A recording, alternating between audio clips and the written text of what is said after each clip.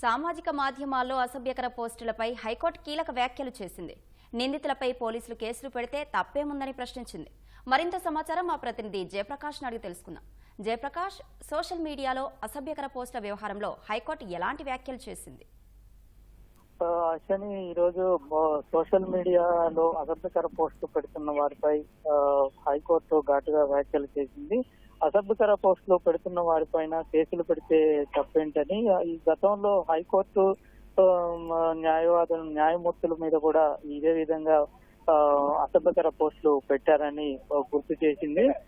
Social media యాక్టివిస్టుల పైన మూకుమ్మడిగా కేసులు పెడుతూ వాళ్ళని వేధిస్తున్నారని విజయబాబు అనే వ్యక్తి పిటిషన్ బిల్లు దాఖలు చేశారు. ఆ బిల్లు మీద ఈ రోజు విచారణ జరిపిన న్యాయస్థానం కొన్ని వ్యాఖ్యలు చేసింది.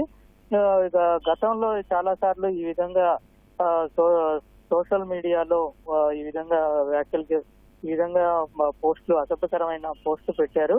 అదే విధంగా ఈ విధంగా పోస్టులు పెడుతూ ఉంటే చట్టపరంగా వాళ్ళ మీద చర్య తీసుకోవాల్సిన అవసరం ఉంటుందని కోర్టు అభిప్రాయపడింది. దాంతో పాటు ఇటువంటి కేసులకు పిల్లు వేసేందుకు అవకాశం లేదు. ఎవరైనా సరే దానికి సంబంధించి బాధపడి ఉంటే, అంటే ఇబ్బంది పడి ఎవరైనా సోషల్ యాక్టివిస్టులు ఇబ్బంది పడిన సంఘటనలు ఉంటే, వాళ్ళకి ఏదైనా సరే ఇబ్బంది కలిగి ఉంటే వాళ్ళు నేరుగా కోర్టులో కానీ దానికి సంబంధించి నేనటువంటి ప్రత్యామ్నాయాలు చూసుకోవాలి తప్పించి ఈ విధంగా పిల్లు వేయటం కుదరదు అనేటువంటి అభిప్రాయాన్ని కోర్టు తెలిపింది.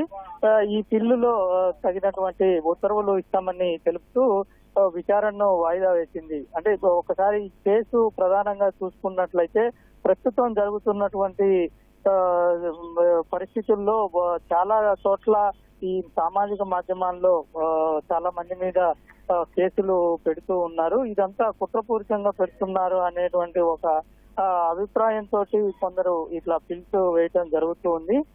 దీనిపై చాలా ఘాటుగా హైకోర్టు సమాధానం చెప్పిందని మనం చెప్పుకోవచ్చు. ఎందుకంటే ఈ విధంగా ఒకరి వ్యక్తిత్వ హననానికి పాల్పడుతూ వారిని అసభ్యంగా చిత్రీకరిస్తూ వారిపైన అసభ్య పదజాలంతో సామాజిక మాధ్యమంలో ఇష్టం వచ్చినట్లు పోస్టులు పెడుతూ ఉంటే వారిని ఊరికే వదిలేయాలా అనే ఒక అభిప్రాయానికి కోర్టు వచ్చినట్టు మనకి తెలుస్తూ ఉంది. దీంతో పాటు వారి మీద చట్టపరంగా చర్యలు తీసుకోవాల్సిన అవసరం ఎంతైనా ఉంది అని అభిప్రాయపడుతూ దీంట్లో తగిన ఉత్తర్వులు ఇస్తామని తెలిపింది. అశ్విని, ధన్యవాదాలు జయప్రకాష్.